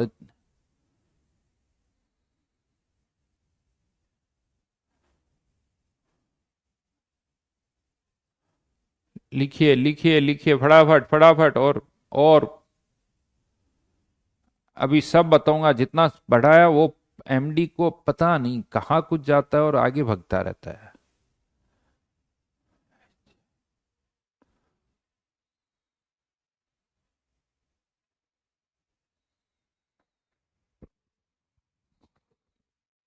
चलिए, ये हो गया, यानी एमिशन एब्जॉर्प्शन दो कैटेगरी थी, एमिशन में वापस दो कैटेगरी, कंटिन्यूस डिसकंटिन्यूस। अब मैं बात करूं एब्जॉर्प्शन। एब्जॉर्प्शन स्पेक्ट्रम में क्या किया जाता है? ये जो बल्ब है, ये बल्ब क्या कर रहा है? रेडिएशन एमिट कर रहा है, सभी वेवलेंथ वाले रेडिएशन एमिट करेगा। लेकिन यहां पर कोई गैस रखी हुई है जिसका टेम्परेचर कम है, तो ये गैस क्या करेगी? उन रेडिएशंस को एब्जॉर्ब कर लेगी। लेकिन एक फैक्ट है कि गैसेस जिन वेवलेंथ वाले रेडिएशंस को एब्जॉर्ब करती है, जिन वेवलेंथ वाले रेडिएशंस को गैसेस एब्जॉर्ब करती है, उन्हीं वेवलेंथ वाले रेडिएशंस को, उन्हीं वेवलेंथ वाले रेडिएशंस को वो वापस एब्जॉर्ब भी करती है। यानी जिनको वो एमिट करती है उन्हीं वेवलेंथ वाले रेडिएशंस को एब्जॉर्ब करेगी। तो यहां पर ये गैस जो है, मान लो 5 वेवलेंथ वाले रेडिएशंस को एमिट कर रही थी, तो ये जो गैस है जब इसका टेम्परेचर कम होगा तो इन्हीं 5 वेवलेंथ वाले रेडिएशंस को ये एब्जॉर्ब भी कर लेगी। तो अब यहां से सारे वेवलेंथ वाले रेडिएशंस निकल रहे थे, यू मान लो 4000 से 8000 एंगस्ट्रॉम वाले। लेकिन उनमें से क्या हुआ? इस गैस ने क्या किया? 5 वेवलेंथ वाले रेडिएशंस को एब्जॉर्ब कर लिया, 5 वेवलेंथ वाले रेडिएशंस को एब्जॉर्ब कर लिया। तो बाकी के रेडिएशंस तो सारे निकल गए। तो यहां पर अगर ये गैस नहीं होती यहां पर तो स्पेक्ट्रम ऐसा दिखता, अगर ये गैस नहीं होती यहां पर तो ये स्पेक्ट्रम ऐसा दिखता। लेकिन इसमें से क्या किया, इस गैस ने 5 वेवलेंथ वाले रेडिएशंस को एब्जॉर्ब कर लिया। कौन से? इसके कॉरेस्पॉन्डिंग कह सकते हैं, एक तो इस वेवलेंथ वाला। तो अब इस वेवलेंथ वाला रेडिएशन यहां से मिसिंग है। क्यों मिसिंग है? क्योंकि उसको इस गैस ने एब्जॉर्ब कर लिया। तो यहां पर आपको कोई लाइन नहीं दिखेगी, यहां पर कोई लाइन नहीं दिखेगी, इसके कॉरेस्पॉन्डिंग भी कोई लाइन नहीं दिखेगी, इनके कॉरेस्पॉन्डिंग भी कोई लाइन नहीं दिखेगी। यानी एमिशन स्पेक्ट्रम में जहां पर कलरफुल लाइंस दिखती है, अब्जॉर्प्शन स्पेक्ट्रम में वहां आपको कुछ नहीं दिखता। इसको हम कहते हैं डार्क लाइंस दिख रही है, डार्क लाइंस, इनफैक्ट दिख कुछ नहीं रहा है। तो इसकी ये कह सकते हो एक्सरे कॉपी, जीरोक्स है, समथिंग लाइक दैट, कि यहां पर जो डार्क था वो यहां पर ब्राइट हो गया, जो यहां ब्राइट था वो यहां डार्क हो गया। This is the X ray of this one, Xerox copy या वॉट एवर जो भी आप बोल दो, राइट। तो दिस इज एब्जॉर्प्शन स्पेक्ट्रम। इससे भी समझ में आ जाएगा कि इस गैस ने कौन कौन से वेवलेंथ वाले रेडिएशन एब्जॉर्ब किए। तो एक तो इसको एब्जॉर्ब कर लिया, एक इसको एब्जॉर्ब कर लिया, इन दोनों को एब्जॉर्ब कर लिया, इसको भी एब्जॉर्ब कर लिया। एमिशन से पता चलता है कि किन किन को एमिट कर रहा है, एब्जॉर्प्शन से यह पता चलता है किन किन को एब्जॉर्ब कर रहा है। बात वही है, समझ में आ गई मेरी बात? तो दिस इज एब्जॉर्प्शन स्पेक्ट्रम। तो अब मैं ये वर्ड्स यूज करूंगा, spectral line, continuous spectrum, discontinuous spectrum, emission spectrum, absorption spectrum. तो कोई तकलीफ नहीं होनी चाहिए, नोट नहीं करना बेटा, ये समझ लो उतना ही काफी है। हाँ बहुत अच्छी बात कही, दोनों को मिला दो तो ये ऊपर वाला बन जाएगा, बिल्कुल सही कहा। इनको एक दूसरे के ऊपर सुपर इंपोज, इसको इसके ऊपर सुपर इंपोज कर दो तो क्या बन जाएगा? कंटिन्यूअस स्पेक्ट्रम बन जाएगा, है ना। तो यहां पर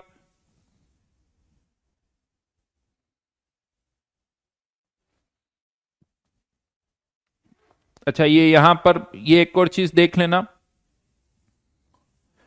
gamma rays, X rays, UV, ये विजिबल बहुत छोटा है। इंफ्रारेड, माइक्रोवेव, ये मैंने नहीं लिखा था, लिख लेना।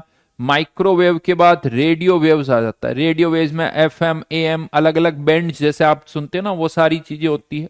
इवन लॉन्ग रेडियो वेव्स और अलग कैटेगरी बना दी यहां पर। तो सब ये रेडियो वेव्स ही है। रेडियो वेव से पहले एक माइक्रोवेव, माइक्रोवेव, और यहां पर ये जो लिखा हुआ है 400 नैनोमीटर से लेके 750 नैनोमीटर, ये विजिबल स्पेक्ट्रम है, विजिबल स्पेक्ट्रम है। एज पर विबग्यो और वायलेट की वेवलेंथ सबसे कम, रेड की वेवलेंथ सबसे ज्यादा। समझ में आ गई मेरी बात?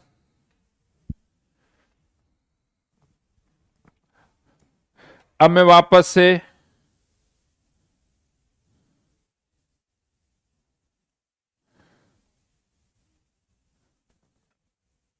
तो हमारा जो डिस्कशन था मैं वापस उसी पर आ रहा हूं।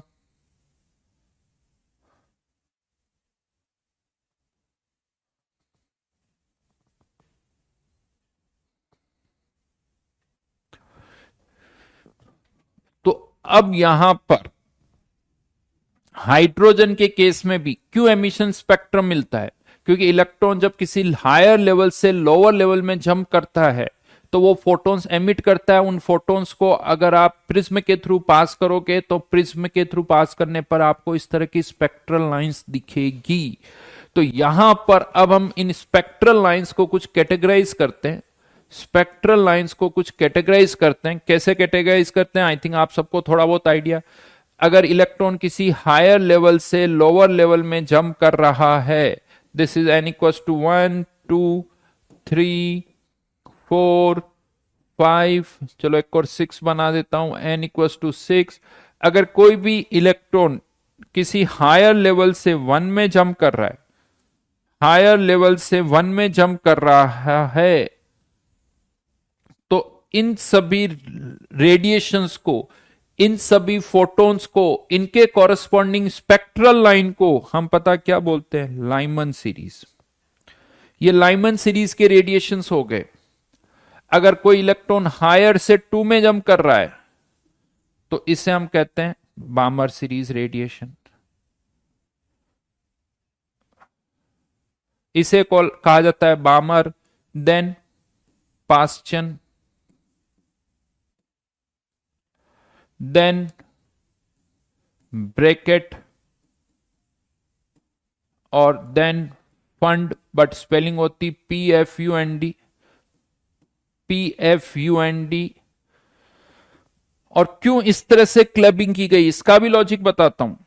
क्लबिंग इस तरह से क्यों की गई कि लाइमन सीरीज के जितने भी रेडिएशंस हैं उन सब की वेवलेंथ लगभग बराबर होती है। इन सब की वेवलेंथ सबसे बराबर होती है, इन सब की एनर्जी में डिफरेंस होता है लेकिन उतना नहीं होता। लेकिन लाइमन के किसी भी रेडिएशन की एनर्जी बामर से बहुत ज्यादा होती है। क्यों बहुत ज्यादा होती है? यो मैंने आपको बताया था, जैसे ही आप फर्स्ट से सेकंड में जाओगे 75% डिफरेंस तो यही आ जाता है। तो बामर के किसी भी रेडिएशन की एनर्जी जो है लाइमन से कम होती है। पास्चन के किसी भी रेडिएशन की एनर्जी जो है कह सकते हो बामर से कम होती है। हाँ, लेकिन जैसे जैसे ऊपर जाते जाओगे स्टेटमेंट इतना वैलिड नहीं रहेगा, इतना वैलिड नहीं रहेगा। तो लाइमन, बामर, पास्चन, ब्रैकेट, फंड। अब अगर मैं लाइमन की बात करता हूं, लाइमन सीरीज अगर वर्ड कहीं पर भी आ जाए, मतलब N1 की वैल्यू कितनी होगी 1, N2 की जो वैल्यू है वो 2, 3, 4, 5 कुछ भी हो सकती है, वो कुछ भी हो सकती है। अगर हाइड्रोजन एटम के लिए, और अच्छा यहां पर मैं आपको एक दो चीजें और बता दूं। हर एक सीरीज में, लाइमन सीरीज में ये जो लाइंस होती है इसे बोला जाता है first line of series, second line, third line, fourth line, ऐसे नंबरिंग होती है। ये बामर सीरीज की फर्स्ट लाइन। तो अगर मैं पूछूं लाइमन सीरीज की फर्स्ट लाइन कौन सी है तो 2 से 1। सेकंड लाइन कौन सी लाइमन की 3, सेकंड लाइन कौन सी 3 से 1। थर्ड लाइन कौन सी है 4 से 1। इंफिनिटी से 1 को बोला जाता है लास्ट लाइन। तो लास्ट लाइन मतलब इंफिनिटी से 1, फर्स्ट लाइन मतलब 2 से 1। अब आपको पता है एनर्जी लेवल्स में जितना ज्यादा डिफरेंस होगा एनर्जी ऑफ फोटोन भी उतनी ज्यादा होगी। तो इंफिनिटी से जो 1 होता है इस फोटोन की एनर्जी सबसे ज्यादा होती है। तो यहां पर हम इसे ऐसे कहते हैं लाइन ऑफ मैक्सिमम एनर्जी।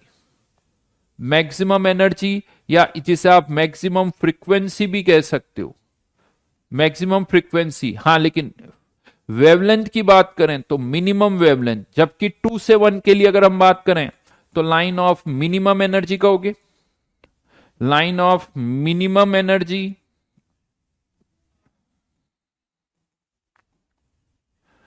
इस पर्टिकुलर सीरीज में ही कंपेयर कर रहे हैं, ध्यान रखना, इस पर्टिकुलर सीरीज की बात करूं। Line of minimum energy, line of minimum wavelength, minimum energy, minimum frequency और लाइन ऑफ मैक्सिमम वेवलेंथ। समझ में आई मेरी बात? इसे फर्स्ट लाइन और इंफिनिटी से जो आती है उसको लास्ट लाइन बोला जाता है। Last line, series limit, series limit मतलब लास्ट लाइन। इवन यहां पर ये जो n इक्वल टू 1 होता है इसे आप k बोलते हो, इसे l, इसे m। तो ये जो लाइमन सीरीज की फर्स्ट लाइन है ना इसको बोला जाता है के अल्फा। लाइमन सीरीज की जो सेकंड लाइन होती है उसे के बीटा, लाइमन सीरीज की जो थर्ड लाइन होती है उसे के गामा। हर एक सीरीज में, हर एक सीरीज में आप कह सकते हो कि अल्फा बीटा गामा होता है। हर एक सीरीज, लाइमन का अल्फा बीटा गामा, बामर का अल्फा बीटा गामा, पास्चन का अल्फा बीटा गामा। अल्फा मतलब कह सकते हो उस सीरीज की फर्स्ट लाइन, बीटा मतलब उस सीरीज की सेकंड लाइन, गामा मतलब उस सीरीज की थर्ड लाइन। अब जल्दी से रिडबर्ग इक्वेशन यूज करते हुए, रिडबर्ग इक्वेशन यूज करते हुए हाइड्रोजन एटम के लिए, for hydrogen atom Lyman series के लिए फर्स्ट और लास्ट लाइन की वेवलेंथ निकालो। हाइड्रोजन एटम के लिए फर्स्ट और लास्ट लाइन की वेवलेंथ निकालिए।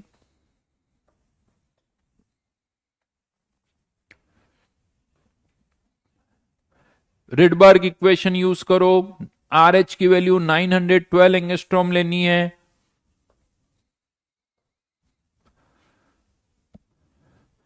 मैं बता देता हूं यहां पर फॉर्मूला। अगर फर्स्ट लाइन, लास्ट लाइन के लिए इंफिनिटी से 1, RH हाइड्रोजन है तो Z की वैल्यू 1, 1 माइनस 1 अपॉन इंफिनिटी। तो लास्ट लाइन की वेवलेंथ कितनी हो जाएगी 1 upon RH which is 912 angstrom. और फर्स्ट लाइन की निकालोगे तो ये फर्स्ट लाइन क्या आएगी 1216 एंगस्ट्रोम। बिल्कुल सही 1216 एंगस्ट्रोम। बाकी जितने भी रेडिएशन है उन सब की वेवलेंथ इसी के बीच में कहीं होगी, इसी के बीच में कहीं होगी, 912 एंगस्ट्रोम से लेके 1216 के बीच में। यही अगर आप पास्चन के लिए निकालोगे, पास्चन सीरीज, अगर मैं सॉरी बामर सीरीज, तो बामर सीरीज के लिए n1 की वैल्यू कितनी होगी 2, n2 की वैल्यू कितनी होगी 3, 4, 5 समथिंग लाइक दैट। और यहां पर अगर मैं निकालता हूं लास्ट लाइन के लिए, लास्ट लाइन के लिए तो आर एच या जिसको 1/912 पुट कर सकते हैं, 1/4 minus 1/इंफिनिटी।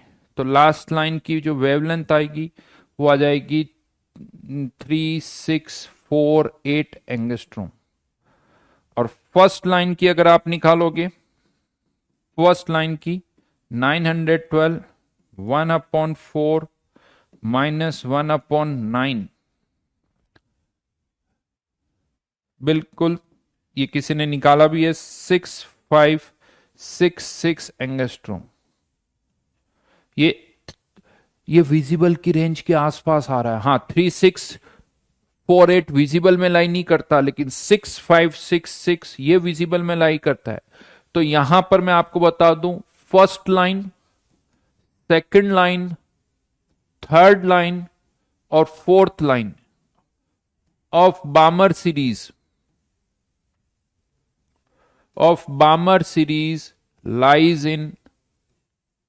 lies in visible range of spectrum, visible range of spectrum।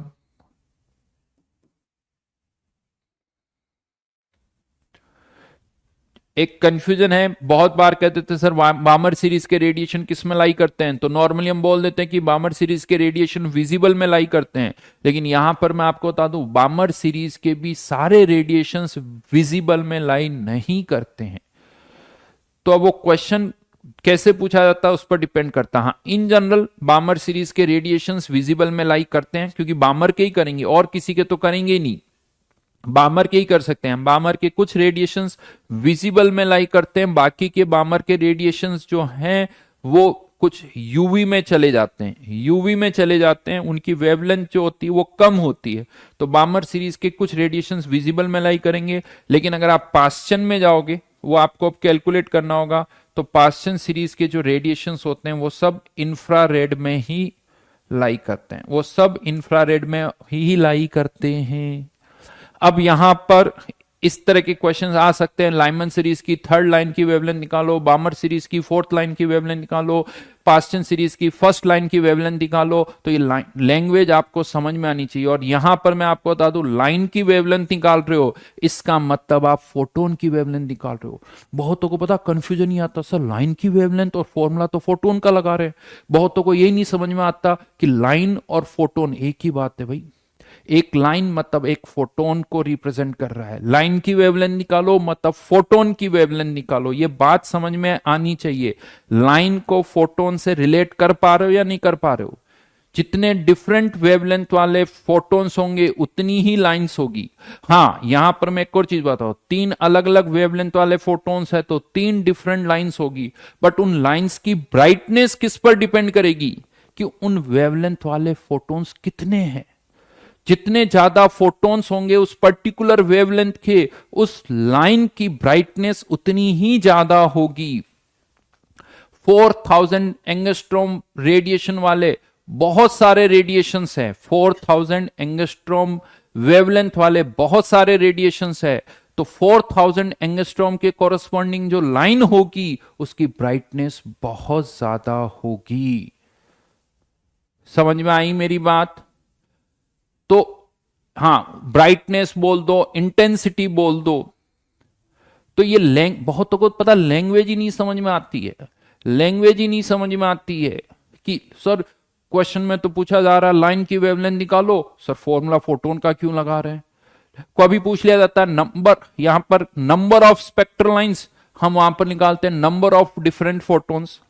अब यहां पर एक और फॉर्मूला, अगर कोई इलेक्ट्रॉन किसी हायर लेवल से लोअर लेवल में आ रहा है तो नंबर ऑफ स्पेक्ट्रल लाइंस कितनी दिखेगी, कितने तरह के फोटॉन्स एमिट होंगे, तो फॉर्मूला इज NC2, जितने एनर्जी लेवल्स इन्वॉल्व है, और यहां पर n इंटू एन माइनस 1/2, जहां पर n क्या है, number of energy levels involve, energy levels involve. अगर कुछ नहीं दे रखा होता तो हम मानते हैं कि ग्राउंड तक सारे एनर्जी लेवल्स इन्वॉल्व है। अगर इलेक्ट्रॉन किसी फिफ्थ लेवल में है, पूछा जाए बताओ कितने स्पेक्ट्रल लाइंस दिखेगी, तो हम ये मानते हैं कि फिफ्थ से ग्राउंड तक आ रहा है। लेकिन अब किसी एटम में क्या होगा, वो फिफ्थ से डायरेक्ट ग्राउंड पर आएगा, किसी एटम में पहले फिफ्थ से फोर, फोर से थ्री, थ्री से टू, सबकी प्रोबेबिलिटी है। ऐसा नहीं कि सब में फिफ्थ से वन आ जाएगा, सब में फिफ्थ से पहले स्टेप बाय स्टेप आएगा, नहीं, जितने भी स्पेक्ट्रल लाइंस है सबकी कुछ ना कुछ प्रोबेबिलिटी है। और हमें ये नहीं पता किसकी प्रोबेबिलिटी ज्यादा है, किसकी प्रोबेबिलिटी कम है। कुछ एटम्स में वो स्टेप बाय स्टेप आएगा, किस में फाइव में थ्री, फाइव से थ्री, थ्री से वन आ जाएगा, किसी में फाइव से फोर, फिर फोर से वन आएगा। तो जितनी भी पॉसिबल जंप्स होते हैं वो कुछ ना कुछ तो होंगे। कोई जंप थोड़ा ज्यादा हो सकता है, कोई कम हो सकता है। कौन सा ज्यादा होगा, कौन सा कम होगा, वो हमें नहीं पता है। कौन सा ज्यादा होगा, कौन सा, वो तो हमें नहीं पता। तो नंबर ऑफ स्पेक्ट्रल लाइंस, ठीक है। तो यहां पर ये फॉर्मूला हमारे पास आ जाएगा NC2, जिससे हम number of spectral lines find out कर सकते हैं। ध्यान रखना, अगर मान लो कोई इलेक्ट्रॉन 5 से 2 तक ही आ रहा है, 2 तक ही आ रहा है, तो अब एनर्जी लेवल्स कितने नोड होंगे, 5 4 3 2, चार ही होंगे। अगर 2 तक ही आ रहा है तो फिर आपको n की वैल्यू क्या पुट करनी पड़ेगी, 4 पुट करनी पड़ेगी। तो यहां से ये भी ध्यान रखना, अगर दो एनर्जी लेवल इन्वॉल्व है तो एक ही लाइन दिखेगी, तीन एनर्जी लेवल्स इन्वॉल्व है तो तीन लाइनें दिखेगी, चार एनर्जी लेवल्स इन्वॉल्व है तो 6 लाइंस दिखेगी, पांच एनर्जी लेवल्स इन्वॉल्व है तो 5C2, 5 into 4 divided by 2, 10 lines दिखेगी।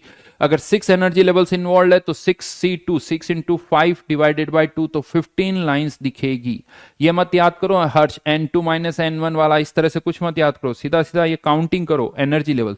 और काउंटिंग करते वक्त सब्ट्रैक्ट नहीं करोगे। अगर फिफ्थ से वन तक आ रहा है तो ऐसा नहीं 5 माइनस 1, फिफ्थ से वन तक आ रहा है तो एनर्जी लेवल्स कितने इन्वॉल्व हो गए, 5, 5 4 3 2 1। अगर n2 माइनस n1 कर रहे हो तो number of energy levels involve निकालना है तो n2 माइनस n1 प्लस 1 करना होगा। समझ में आ गई मेरी बात। तो ये फॉर्मूले हैं जो पता होने चाहिए। बहुत सारे क्वेश्चन इसी पर आते हैं, ये कर लो। ये मान के चलो एग्जाम में बोहर मॉडल 30% या उससे भी ज्यादा, मिनिमम साइड में बात करूं 30-40% तो एटॉमिक स्ट्रक्चर पर जो क्वेश्चंस आते हैं 30% के आसपास आप मान के चलो बोहर मॉडल से ही आते हैं। फोटो इलेक्ट्रिक पर आ जाते हैं, कभी कभी डी ब्रोगली पर आ जाता है, हाइजनबर्ग, श्रोडिंगर, इन पर भी आता है। लेकिन 30-35%, वन थर्ड तो आप मान के चलो क्वेश्चन बोहर मॉडल पर ही आएगा। यानी जितने लोग अभी क्लास देख रहे हैं, सुन रहे हैं, ये मान के चलो आप में से 10 में से 3 के पेपर में तो क्वेश्चन यही जो मैंने आज पढ़ा है ना उसी से रिलेटेड आएगा। यही आने वाला है जेई मेंस की अगर मैं बात करूं तो। ठीक है, तो अब मैं यहां पर होमवर्क दे रहा हूं आपको। एक तो होमवर्क में आपको एक्चुअली एक चीज बता दूं, कल तो संडे है, वैसे ही हमारी क्लास नहीं होगी, मंडे को भी हमारी क्लास नहीं होगी, मंडे को नहीं होगी। नेक्स्ट क्लास जो हमारी होगी वो ट्यूसडे को होगी। तो होमवर्क भी थोड़ा ज्यादा दे रहा हूं क्योंकि 2 दिन क्लास नहीं है तो ऑब्वियसली थोड़ा बढ़ जाता है, आपके पास टाइम भी है। तो एटॉमिक स्ट्रक्चर से भी होमवर्क दे रहा हूं आपको और लिक्विड सॉल्यूशन का भी होमवर्क दूंगा।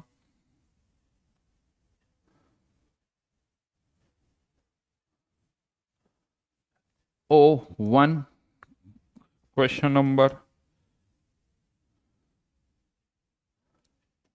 3 से लेके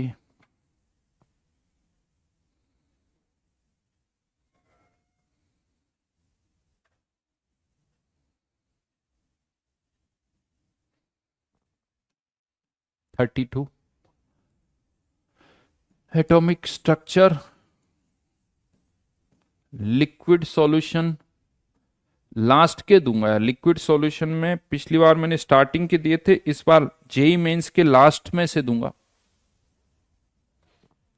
हमारी क्लास अब ट्यूसडे को है बेटा, जितना होमवर्क करोगे उतना फायदा मिलेगा।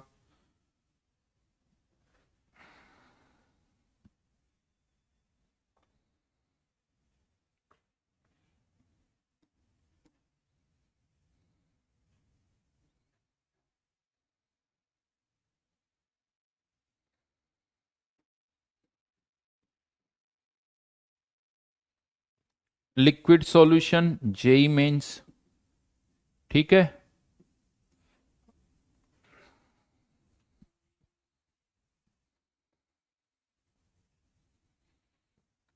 तो मंडे की क्लास नहीं होगी, ध्यान रखना। ट्यूसडे से क्लास ट्यूसडे को होगी।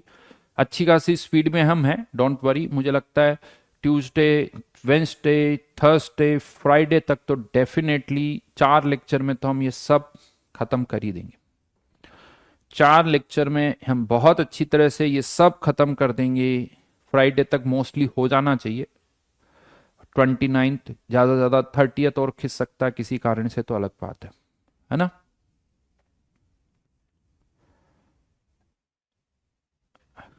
टेस्ट का सिलेबस मैंने चेंज करवा ही दिया है। टेस्ट का सिलेबस जो था वो सही हो ही गया, आप लोग देख लेना। ठीक है, बाय बाय।